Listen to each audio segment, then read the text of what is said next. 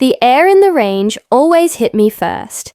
That sharp, metallic smell of gunpowder mixed with cleaning oil. It wasn't a bad smell, not to me. It smelled like focus, like Saturday mornings with Grandpa. But today, it felt different.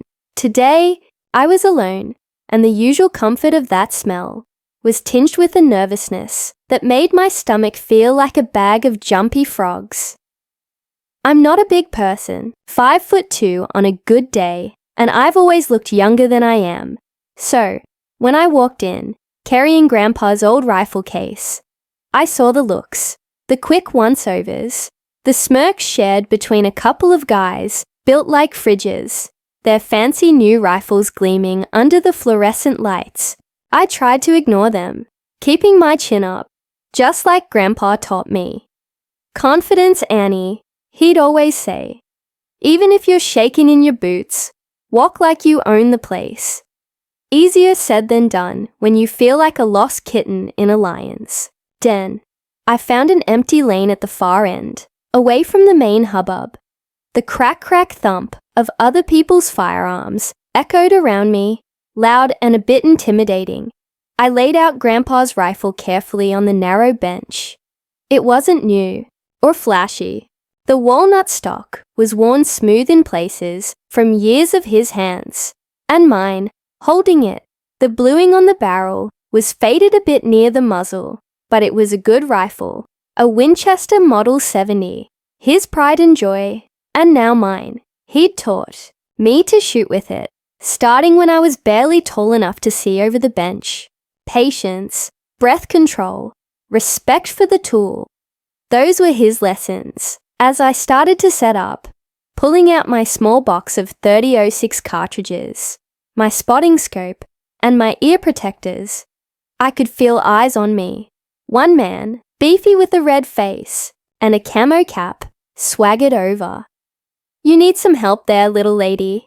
he asked, his voice a bit too loud, a bit too condescending. He gestured to my rifle. "That's a lot of gun for someone your size. Sure you can handle it?"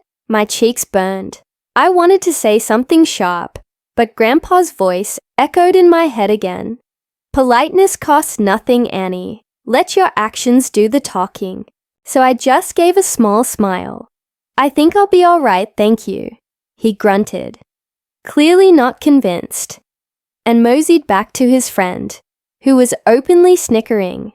I heard fragments, her shoulder, and probably cry. It hurt, not just the words, but the assumption. They didn't know about the hours spent with Grandpa, the quiet dedication, the love for the precision of it all. They just saw a small woman with an old gun and made up their minds. I took a deep breath, trying to push their voices out of my head. I put on my ear protectors, the world dulling to a muffled hum, and slipped on my shooting glasses. I carefully loaded a single cartridge into the chamber, then closed the bolt. The familiar metallic click was reassuring. My heart was thumping like a drum solo. My hands felt a little clammy. This wasn't just about shooting anymore. It was about Grandpa, about his belief in me. It was about proving, mostly to myself, that I belonged here just as much as they did. I settled into my stance, just like Grandpa showed me. Feet shoulder width apart, leaning slightly into the rifle. The cool wood of the stock pressed against my cheek. I lined up the sights on the distant paper target. A small black circle that seemed miles away. Breathe in, breathe out, hold. Grandpa's voice, a gentle whisper in my memory. I let half my breath out and held it. My finger found the trigger. Smooth, steady, pressure. Crack! The rifle kicked back into my shoulder. A familiar, solid thump. Not painful, just strong. I stayed on target, watching through the scope as a tiny hole appeared in the paper. A little high. A little to the left of the bullseye. Nerves. I ejected the spent casing, the brass glinting as it spun onto the bench. Another deep breath. Block out the snickers. Block out the doubt. Just me, the rifle, the target. I loaded another round. Same routine. Settle. Breathe. Aim. Squeeze. Crack. This time the hole appeared closer to the center. Better.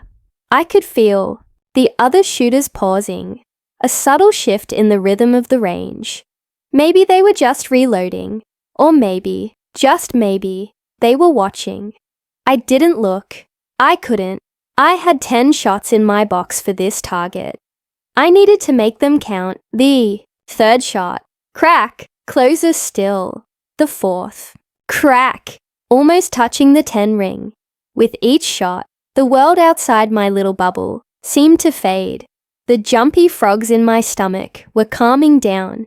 The sting of their earlier words was dulling. It was just me and the discipline Grandpa had instilled. Each movement became more fluid, more automatic. Load, aim, breathe, squeeze, follow through. The fifth shot hit the outer edge of the bullseye. A small smile touched my lips.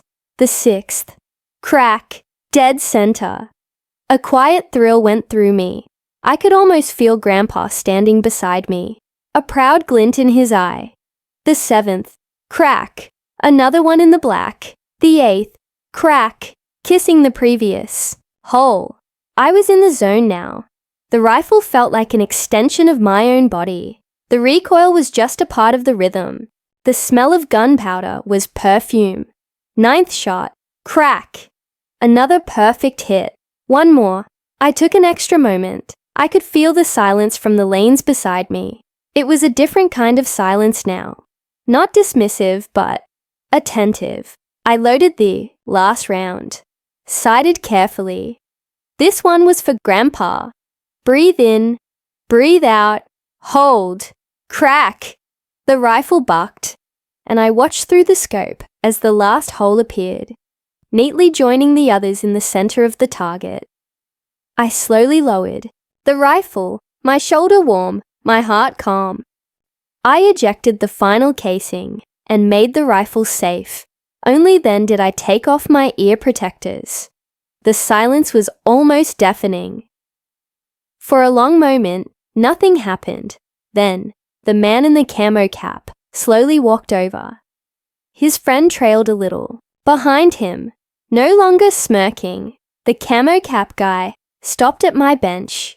He didn't look at me, but at the rifle, then up at the target control to bring it back, as the paper target whirred towards us on its pulley. The tight cluster of holes in the center became undeniable. 10 shots, most of them dead on.